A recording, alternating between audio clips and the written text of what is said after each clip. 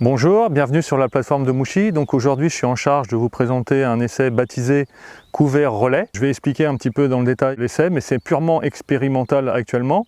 Donc en fait, l'idée, on a un objectif de semer une culture de printemps après la récolte de la culture en place. Une fois la récolte effectuée, on sème un couvert multi-espèces. Là, on est bien dans une technique d'ACS et de semi-direct. Donc on sème ce couvert mélange 6 espèces, 50% de légumineuses, 50% d'autres espèces, donc des moutardes, du tournesol, de la facélie. Et puis en légumineuses, févrole, trèfle d'Alexandrie et vesse.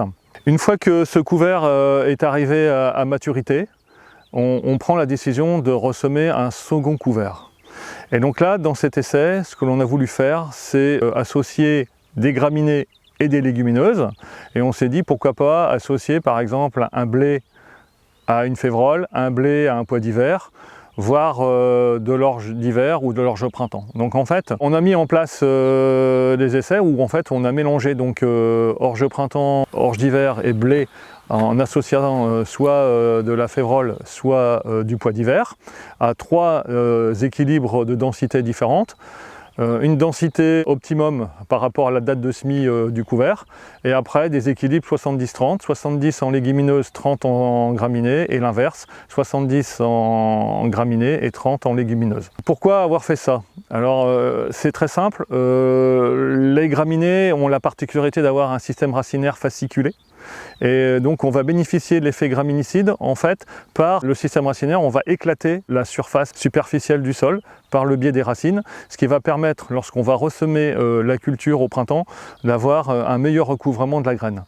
Et la deuxième chose, c'est l'effet de la légumineuse par l'apport d'azote organique, par les nodosités, et donc d'augmenter son niveau de fertilité du sol. On n'oublie pas non plus que le fait d'avoir un deuxième couvert pendant tout l'hiver, ça va permettre que le sol soit couvert toute l'année, et donc ça va améliorer à la fois l'aspect érosion et puis l'aspect drainage si on a des hivers pluvieux. Donc sortie hiver, on arrive dans l'essai et on va donc déterminer des règles de décision par rapport au couvert mis en place, à savoir est-ce que le couvert a une biomasse suffisante, est-ce que le couvert est régulier, est-ce qu'il y a des problèmes de salissement. Par rapport à tous ces critères, si c'est très favorable, à ce moment-là, on prend la décision de garder le couvert et on ne sèmera pas de culture de printemps. Dans cet essai, c'est ce qu'on a fait, puisqu'on a jugé que les couverts étaient bien implantés, étaient jolis, et du coup on a dit on ne sème pas de culture de printemps, on garde les couverts. Pourquoi on a décidé de garder les couverts? Pour une simple raison, c'est qu'en termes de salissement, c'était relativement propre. En termes de biomasse, on avait une répartition homogène des légumineuses et des céréales entre elles, ce qui fait qu'il n'y avait pas trop de concurrence, notamment avec la févrole. Le pois d'hiver a été un peu plus fragile et du coup on a perdu pas mal de pieds dû à l'hiver aux forces d'humidité, donc on a perdu un peu de pois d'hiver. Mais la févrole s'est très bien adaptée. Comme c'était bien homogène, on s'est dit on va garder, et on a piloté les parcelles pendant tout le printemps avec les 2 cultures en mélange. Lorsqu'on a jugé opportun qu'il y avait une culture qui prenait le dessus sur l'autre, on les a détruites. Donc dans les équilibres 70-30, 70 en légumineuses et 30 en céréales, on a pris la décision de détruire assez rapidement les céréales, et donc on a détruit, on a appliqué un kerb pour détruire les graminées.